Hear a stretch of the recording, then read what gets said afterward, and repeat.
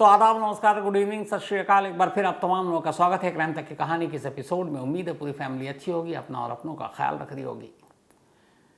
कई सारे ऐसे क्राइम होते हैं जिनके बारे में शायद हमारा आपका रवैया ऐसे ही होता है कि अरे ठीक है, हो गया, कोई मामूली सा जुर्म होगा, मामूली सी चीज़ होगी, इसमें इतना परेशान होने की क्या ज़रूरत है। एक बना हुआ है, पता नहीं क्यों हम लोगों के जहन में, कि जब तक मर्डर, रेप, डकैती, इस तरह की बड़ी चीज़ें नहीं होती हैं तो उसकी तरफ से बड़ा वो रवैया भी उदासीन सा होता है, जब तक खुद पे ना बीते।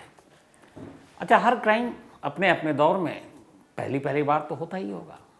जैसे अब साइबर क्राइम, आज से अगर बात करें हम 10-12 साल पहले, 15 साल पहले, तो किसी ने सोचा नहीं था कि अब इस तरह के क्राइम होंगे कि कोई घर में बैठा हुआ और एक मोबाइल या लैपटॉप उसके हाथ में है और आपको पूरा कंगाल कर गया दूर बैठे हुए। या फिर अलग अलग तरीके हैं, फ़ोन करके आपके बैंक, आपकी KYC, आपके पासवर्ड सब कुछ चुरा लेते हैं और बिना किसी खून खराबा के बड़े प्यार से आपको कंगाल बना देते हैं। तो ये नई चीज़ें आई, CCTV कैमरे आए तो पता चला कि इससे भी बहुत सारे क्राइम को सुलझाया जा सकता है। फॉरेंसिक आई, उससे पता चला कि इससे फिंगरप्रिंट से लेके DNA और उसके ज़रिए भी मुजरिमों का बचना मुश्किल है। तो जब भी दौर चेंज होता है, नई चीज़ें आती हैं और हर दौर में नए नए क्राइम भी आते हैं। इसी तरीके से बात 80s की है, 1980s। एक नया क्राइम इस देश में पहली बार उसने दस्तक दी थी और ये जब क्राइम नया नया आया तो खुद बाकी लोगों को छोड़िए, पुलिस को ये पता नहीं था कि इसको किस सेक्शन में दर्ज करें। इस क्राइम को, इसको चोरी में करें या इसको रॉबरी में करें, लूट में करें, डकैती में करें, किस में करें, क्योंकि उनके लिए बड़ी अजीब सी चीज़ थी ये जब नया क्राइम हुआ। लेकिन बाद में आज हर शहर इस क्राइम से दो चार है। चेन स्नैचिंग, झपटमारी, ये एक बड़ी छोटी सी चीज़ लगती है लेकिन ये बड़ा संगीन क्राइम है। इसमें कोई शख्स, ख़ासतौर पर अब चेन या फिर आपने कान में कुछ पहना है, गले में कुछ पहना हुआ है, तो सब फीमेल ही होती हैं, महिलाएं, और वही इसका शिकार होती हैं। अमूमन ऐसे शिकारी जो होते हैं वो या तो पैदल होते हैं या फिर किसी दोपहिए पे होते हैं, स्कूटर पे, मोटरसाइकिल पर। कार वार में बैठे हुए लोग कम से चेन स्नैचिंग करते हैं, इसलिए कि उनको भागने में दिक्कत होती है। तो 1980s की बात है, बेंगलुरु में, उस वक्त बेंगलुरु की तस्वीर ये थी पूरे देश में कि जितने भी लोग अब अपने सर्विस से रिटायर हो गए हैं वो आओ बेंगलुरु में बस जाओ, क्योंकि यहाँ का मौसम बहुत शानदार है। शाम होते ही पूरे मौसम बदल जाता है। तो रिटायर्ड लाइफ जीने के लिए बेंगलुरु बहुत खूबसूरत जगह है। और 80s में ना उस वक्त ट्रैफिक की मारामारी, ना इतना शोर, ना इतनी आबादी, करीब 30 लाख की कुल आबादी थी बेंगलुरु की उस वक्त। तो जितने रिटायर्ड लोग थे उनकी पसंदीदा जगह थी बेंगलुरु, जाकर वहाँ छुट्टी मनाओ और वहीं बस जाओ। क्राइम व्राइम भी नहीं हो रहा था। ये सब IT हब तो बाद में बना, तब तो था ही नहीं। और ये वो दौर था जब ना CCTV कैमरा आया था, ना मोबाइल था, तो ऐसी कोई टेक्नोलॉजी भी नहीं थी। टीवी के नाम पे दूरदर्शन हुआ करता था। बड़ी शांत जिंदगी लोग जी रहे थे। लेकिन अचानक 83 में इस शहर में एक नए तरह का क्राइम आता है। हुआ यह कि कुछ महिलाएं जा रही थी सुबह और शाम के वक्त की बात है, जब भीड़ थोड़ी बहुत होती है, ऑफिस जाने का वक्त। कोई बाइक पे आया और उसने झपट्टा मारा और महिला का जो है गले से चेन लिया और चला गया। 1-2 महीने के कान में झुमके वुमके टाइप के थे, वो उसने खींचा, कान तक कट गया। तो शुरू में पुलिस को लगा कि अब इसमें क्या केस दर्ज करें। फिर भी उन्होंने कहा चलो चोरी का केस दर्ज कर लेते हैं। चोरी का केस दर्ज कर लिया। अब बेंगलुरु शहर में 1983 में यह सिलसिला शुरू हुआ और अचानक ये सिलसिला बढ़ने लगा। अब बार बार जब महिलाएं कंप्लेंट लेकर पुलिस स्टेशन पहुंचे तो पुलिस को लगा ये कौन सा क्राइम आ गया है। वो जब भी आए बताएं, हम गुजर रहे थे, एक मोटरसाइकिल या स्कूटर पर बैठे हुए 2 लोग थे, अचानक झपट्टा मारा, चेन खींचा और भाग गए। तो पहले तो पुलिस ने ध्यान नहीं दिया। अपने यहाँ वैसे भी ये है कि ये सब चीज़ें जब तक आम गरीब लोगों के साथ हो रहा, चुपचाप बैठे रहो। तो ये चलती रही झपटमारी। इत्तेफाक से एक रोज़ एक बड़ी पावरफुल लेडी, जो वहाँ की पॉलिटिशियन, उनके घराने की ताकतवर, वो शॉपिंग करने के लिए बेंगलुरु के एक भीड़ भाड़ वाले मार्केट में जाती हैं। कार से उतरती हैं और जा रही होती हैं। अचानक सड़क किनारे एक बाइक तेज़ी से आती है, झपट्टा मारते हैं और उनके गले का चेन खींचकर भाग लेते हैं। अब मामला एक पावरफुल लेडी का, जिनकी पहुंच सीधे चीफ मिनिस्टर तक। तो उस वक्त जो वहाँ के चीफ मिनिस्टर थे आपके बेंगलुरु के, वो थे रामकृष्ण हेगड़े। तो रामकृष्ण हेगड़े की वो परिचित थी चीफ मिनिस्टर की। अब उनके साथ ये झपट मारी। अब इत्तेफाक से रामकृष्ण हेगड़े तक ये बात पहुंची। और कमाल ये देखिए कि उन महिला की पहुंच उस वक्त के स्टेट के गवर्नर तक भी थी, और उस वक्त गवर्नर थे अशोक नाथ बनर्जी। तो अब एक चेन की झपटमारी होती है, एक चेन लूट कर चला जाता है, और स्टेट के दो सबसे पावरफुल इंसान, एक चीफ मिनिस्टर और एक गवर्नर, दोनों तक ये बात पहुंचती है। और दोनों फिर कहते हैं कि ये क्या है। इसका अगले दिन बेंगलुरु के पुलिस कमिश्नर को बुलाया जाता है और कहा जाता है, भाई ये क्या है, मतलब अगर एक इतनी रेपुटेटेड, इतनी पावरफुल लेडी सेफ नहीं है आपके शहर में सड़क पर, तो फिर आम लोगों का क्या होता होगा। और ये है क्या चीज़ है ये जो छीन के जा रहे हैं। आप लोगों के कानून की डिक्शनरी में इसको क्या नाम रखा आपने, मतलब ये भी नहीं पता था कि ये जो चेन स्नैचिंग है ये क्या है। चेन स्नैचिंग टाइप के नाम भी नहीं था उस वक्त, एकदम नया नया तरह का क्राइम था। तो कहा गया कि आप इसको देखिए। उस वक्त पद्माकर गणपत बेंगलुरु के पुलिस कमिश्नर थे। अब एक साथ चीफ मिनिस्टर और गवर्नर की तरफ से फ़ोन आ रहा है, बड़ी शर्मिंदगी कि ये कौन सा क्राइम है। उन्होंने अगले दिन ही पूरे टॉप पुलिस ऑफिशियल की मीटिंग बुलाई। उन्होंने कहा कि ये नए तरह का क्राइम है, तो पहले तो बताओ ये हो क्या रहा है। तमाम पुलिस स्टेशन से रिपोर्ट मंगाई गई। तो पता चला कि पिछले एक साल में ऐसे 45 केस तो हो चुके हैं। अब इसमें कई जो महिलाएं थी वो विटनेस भी थी। तो ज़्यादातर जो विटनेस थी उनका ये था कि दो लड़के हैं, वो बाइक पे बैठे होते हैं, जो पीछे वाला होता है वो चेन छीनता है और उसके बाद निकल लेता है। ज़्यादातर लोगों ने जो बताया दोनों हेलमेट पहनते हैं। शर्ट जो उनको शर्ट पहनते हैं उसका कलर तो उनका हमेशा चेंज होता रहता है। जो अलग अलग जगहों के विक्टिम ने ये स्टेटमेंट दिया कि इस तरह की शर्ट थे, लेकिन दूसरे ने कहा इस तरह की शर्ट, तीसरे ने कहा इस तरह की शर्ट। लेकिन कॉमन स्टेटमेंट एक था, और वो ये कि सभी ने ये स्टेटमेंट दिया कि जो दोनों थे दोनों ने नीले रंग का हेलमेट पहन रखा था, ब्लू कलर का। तो ब्लू हेलमेट, शर्ट अलग अलग, और जो उनकी बाइक थी उस बाइक पे कुछ एक ख़ास निशान थे, लकीरें टाइप। अब इसके बाद आगे और जांच की गई कि भैया ये कहाँ कहाँ। तो पता चला कि हमेशा महीने के फर्स्ट सेकंड तारीख को ये ज़्यादा होता है,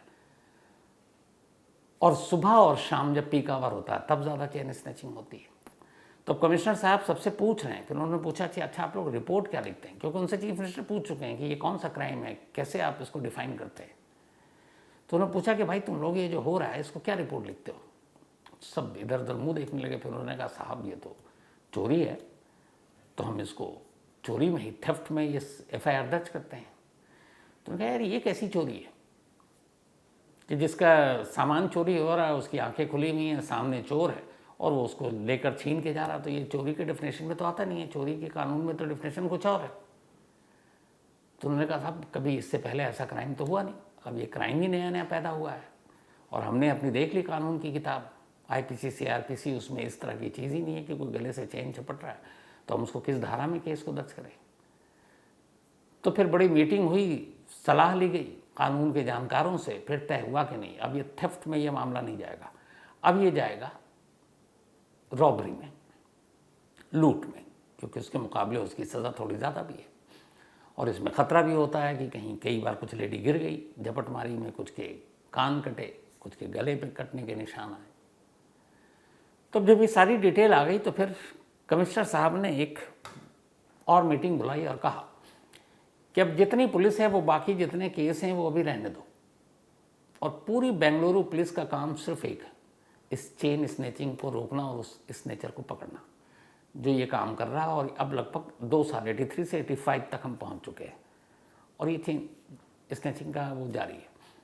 तो उन्होंने एक ख़ास टीम बनाई, स्पेशल टीम, और उस टीम को ये काम सौंपा। और उस टीम को जब बनाया गया तो उस ऑपरेशन का नाम रखा गया ऑपरेशन टाइगर। अब ऑपरेशन टाइगर इस देश में ये पहली और इकलौती एग्जाम्पल है। ये किस लिए बनाया गया? स्नेचर को पकड़ने के लिए, झपटमारों को पकड़ने के लिए, क्योंकि ये शहर के लिए एक नया क्राइम था। तो अब एक खास टीम बनाई गई। इस टीम में अलग अलग लोगों को लिया गया। इस टीम में एक ट्रैफिक के भी सब इंस्पेक्टर को लिया गया। उसकी वजह ये थी कि ट्रैफिक के लोग सड़क पर ज़्यादा होते हैं आमतौर पर पुलिस के मुकाबले, तो वो देखते हैं। तो एक ट्रैफिक जो सब इंस्पेक्टर काफ़ी तेज़, होशियार, तो उनको भी इस ऑपरेशन में शामिल किया गया और कहा गया कि आप भी इस टीम का हिस्सा है।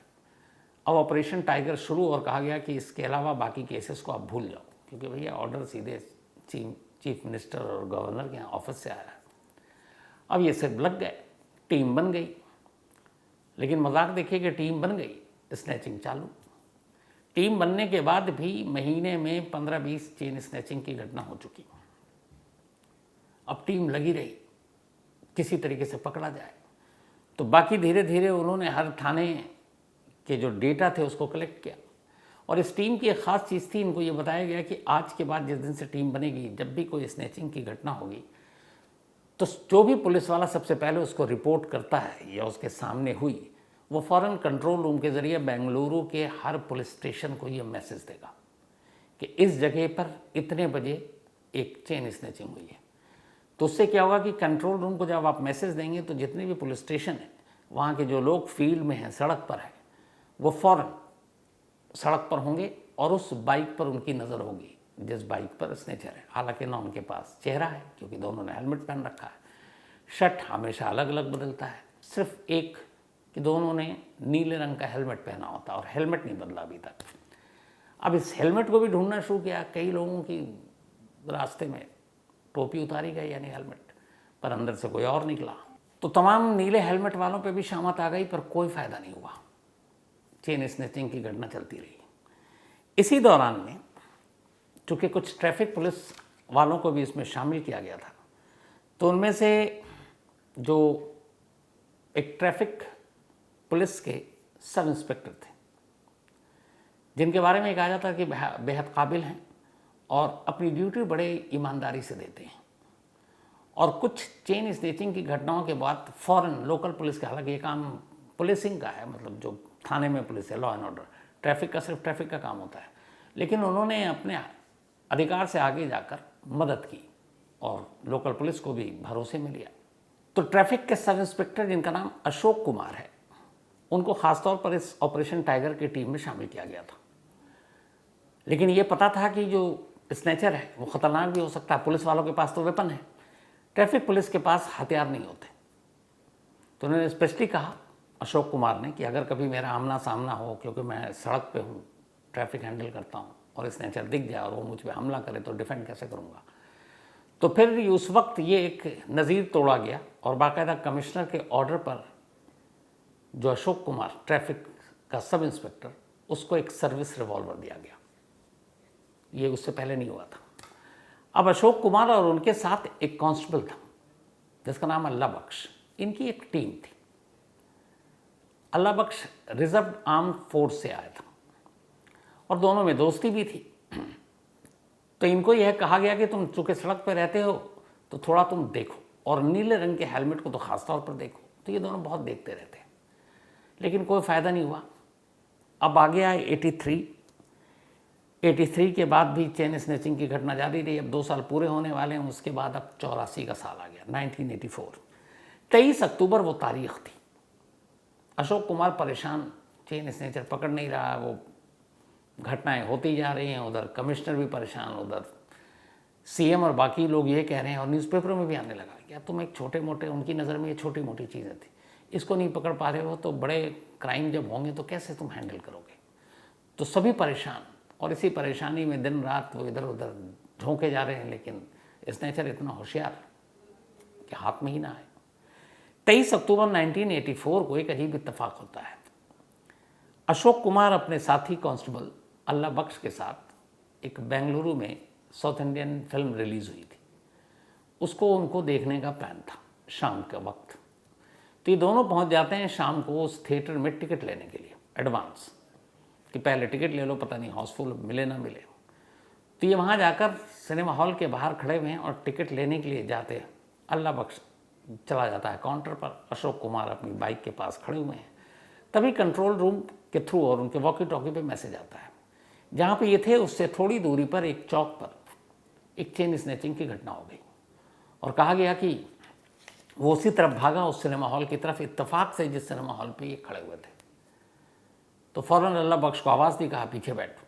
पीछे बैठे, अब दोनों भागते हैं। अचानक थोड़ी दूरी पर, चूँकि वो जो फ़ोन करने वाले ने, जो कंट्रोल रूम से फ़ोन आया था वॉकी टॉकी पर, उसने बताया कि वही नीले रंग का हेलमेट है और बाइक पे ये ख़ास निशान है, और बाइक का कलर भी बताया, बाइक का मेक भी बताया, कंपनी भी बताई। अब वो उसी रूट पे भागे जो सिनेमा हॉल की तरफ जिधर से भागने की बात कही गई थी। थोड़ी दूरी पे जाने के बाद इन्होंने देखा कि एक मोटरसाइकिल पर 2 लोग नीले रंग के हेलमेट में हैं। उनके बाइक का कलर वैसे ही, जो शर्ट का कलर बताया गया वो भी ऐसे ही है। वो समझ गए। अब इससे पहले कमिश्नर ने कहा था कि इतना परेशान हो गया कि मुझे कुछ नहीं मालूम, वो दोनों चाहे किसी भी कीमत पर पकड़ो, जिंदा पकड़ो, मुर्दा पकड़ो, गोली चलाने की नौबत है, गोली चलाओ। तो ऑर्डर ऊपर से था। अशोक कुमार ने अपनी सरकारी पिस्टल निकाली और फायर किया 2, लेकिन दोनों निशाना चूक गया। उसके बाद किसी तरह से हिम्मत दिखाई, उसके बराबर गए और अपनी बाइक उसकी बाइक से लड़ा दी। बाइक पलटी, वो दोनों गिर गए। तभी अचानक उनमें से एक ने चाकू निकाल लिया। अब चाकू निकाला, इधर इनकी पिस्टल नीचे गिर चुकी थी, तो इन्होंने अपना बेल्ट इतनी देर में खोला। उसके बाद फाइट हुई, और फाइट होने के बाद फिर तब तक लोगों की भीड़ जमा हो गई, लेकिन भीड़ में से एक भी मदद करने नहीं आया। खुद अल्लाह बख्श और ये जो अशोक कुमार, इन्होंने उसको काबू में किया। तब तक उसके बाद फिर मैसेज गई कंट्रोल रूम, और इत्तेफाक से कुछ मिनट में ही उस वक्त जो बेंगलुरु के कमिश्नर थे वो भी उसी मौके पर पहुंच गए। इनको पकड़ने के लिए वो इतने बेचैन थे कि उन्होंने कहा था कि जब तक ये पकड़ेगा नहीं, मैं हर रोज़ कुछ ना कुछ देर तक कंट्रोल रूम में खुद बैठूंगा, ताकि कहीं से मैसेज आए तो मैं भी मौके पे जाऊं। और इत्तेफाक से उस दिन भी ये मैसेज आया और कमिश्नर साहब बैठे हुए थे कंट्रोल रूम में। वो अगले कुछ मिनट में मौके वारदात पर पहुंच जाते हैं। वहाँ देखते हैं कि ये दोनों चंगुल, बाकी पुलिस बैकअप टीम आ चुकी थी, उन दोनों को पकड़ा गया। तो कमिश्नर साहब फिर भीड़ से पूछते हैं कि आप लोग इतने लोग खड़े हुए हैं, तो ये 2 पुलिस वाला 2 बदमाशों को काबू करने की कोशिश कर रहा, आप लोगों ने पुलिस की मदद क्यों नहीं की? तो भीड़ का जवाब ये था कि सर, हमें तो ये लगा कि यहाँ फिल्म की शूटिंग चल रही है, क्योंकि आए दिन हमारे सड़कों पे साउथ की फिल्मों की शूटिंग चलती रहती है, तो हम तो शूटिंग समझ कर देख रहे थे। तो कमिश्नर साहब हंसे कि ये शूटिंग देख के समझ रहे हैं कि ये गोली भी नकली होगी, और अगर जो सब इंस्पेक्टर ने गोली चलाई वो सचमुच इधर उधर निशाना भटकता और किसी पब्लिक को लग जाती तो क्या हंगामा होता। तो खैर उन्होंने बताया कि भैया ये पिक्चर नहीं है, शूटिंग नहीं, ये है चेन स्नेचर। चेन स्नेचर का खौफ तब तक पूरे बेंगलुरु में हर एक के जहन में था। फिर तो क्या बात, पब्लिक गवाह थी। अगले दिन हर न्यूज़पेपर में जो अशोक कुमार और अल्लाह बख्श की तस्वीर, कमिश्नर साहब की वाहवाही, बात मुख्यमंत्री तक गई। मुख्यमंत्री ने इन दोनों को उस वक्त 1984 में 5000 ईच कैश प्राइज़ दिया। गवर्नर साहब की तरफ से अलग से मिला। इसके अलावा पुलिस की टीम ने कमिश्नर साहब की तरफ से अलग से मिला। कुछ सरकारी अलग अलग डिपार्टमेंट के लोगों ने दिया, क्योंकि सब अपनी अपनी महिलाओं के इस दहशत से वो थे कि अब कोई गहने पहन के ही बाहर नहीं जाती थी।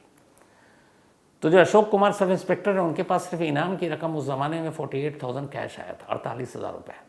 उन्होंने 48,000 से एक प्लॉट ख़रीदा बेंगलुरु में, और फिर घर बनाया। वो घर आज भी उनके पास वहीं है। अब पता नहीं उसकी कीमत कितनी होगी। उधर इन दोनों को फिर बाद में कोर्ट में पेश किया गया।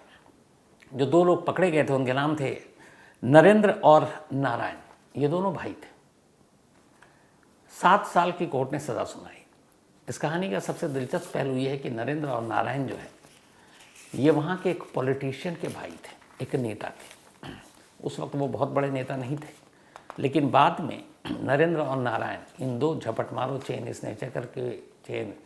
स्नेचर के जो बड़े भाई थे, कर्नाटका असेंबली का चुनाव भी लड़ा।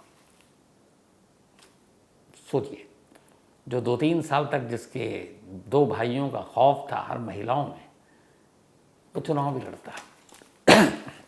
तो ये थी 80s की वो कहानी। इस देश में शायद झपटमारी या चेन स्नैचिंग की शुरुआत, आगाज़ यहीं से हुई थी। तो कहानी में आज इतना ही, लेकिन कहानी ख़त्म करूँ वही अपना सिलसिला। आज प्रीति शर्मा इनका बर्थडे है, तो हैप्पी बर्थडे प्रीति जी। और ये भेजा है गौरव शर्मा जी ने, गौरव जी की पत्नी है प्रीति, और बिटिया इनकी श्रेया। सोनी कुमारी इनका भी आज जन्मदिन है, तो हैप्पी बर्थडे सोनी जी। और ये भेजा गौरव शर्मा ने दिल्ली से। साथ ही सूरज यादव का भी आज बर्थडे है, तो हैप्पी बर्थडे सूरज। आदित्य लोहरी इनका भी जन्मदिन है, तो हैप्पी बर्थडे आदित्य। और ये भेजा है प्रतीक पचौरी जी ने, and thank you so much आपके मेल के लिए। इसके अलावा मनीषा और नरेंद्र सुथार, इन दोनों की आज एनिवर्सरी है, तो मनीषा और नरेंद्र आप दोनों को बहुत बहुत बधाई।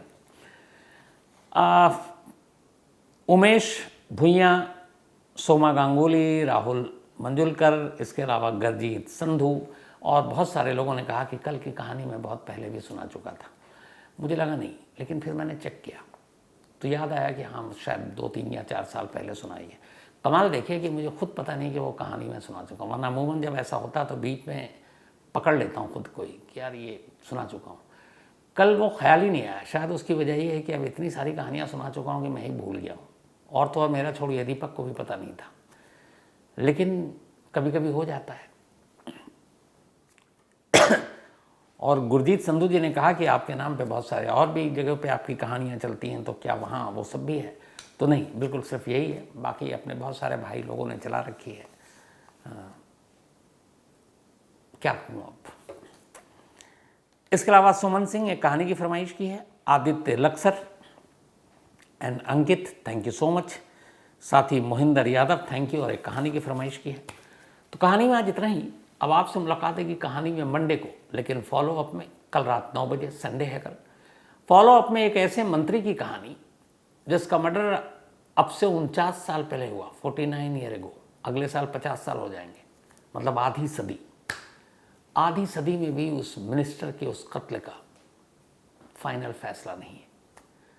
अब आधी सदी के करीब बाद, 49 साल बाद, दिल्ली हाई कोर्ट ने अभी 7 अप्रैल को ये कहा है कि इस केस को सीबीआई फिर से जांच करे, इसलिए कि जिन कातिलों को उन्होंने पकड़कर कोर्ट के सामने पेश किया और उनमें से 4 को उम्र कैद की सज़ा भी दिला दी, खुद उन मंत्री के घर वालों का ये कहना है कि ये सब बेकसूर है, असली गुनहगार पकड़े ही नहीं गए। तब उस मिनिस्टर के रिलेटिव के कहने पर दिल्ली हाई कोर्ट ने 7 अप्रैल को एक फैसला सुनाया कि 49 साल पहले मर्डर किए गए कैबिनेट मिनिस्टर इंदिरा गांधी के दौर के, जब रेल मिनिस्टर थे, उनके कत्ल की दोबारा जांच की जाए। तो फॉलो अप में कल वो कहानी, और उसके बाद आपसे मुलाकात होगी मंडे को अपनी वही कहानी के साथ। तो तब तक अपना और अपनों का ख्याल रखिएगा। Thank you very much.